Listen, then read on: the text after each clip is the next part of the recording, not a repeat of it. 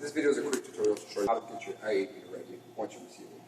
First of all, first thing you gotta do is to make sure the helicopter is fully charged with its USB cable.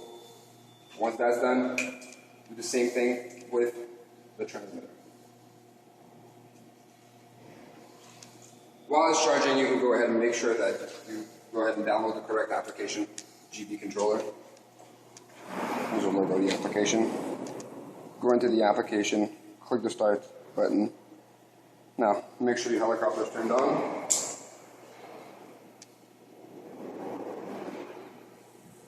There we go. Okay. Put in the transmitter. Just click this power button here. You're going to see you get this blue light. Now you're ready to go.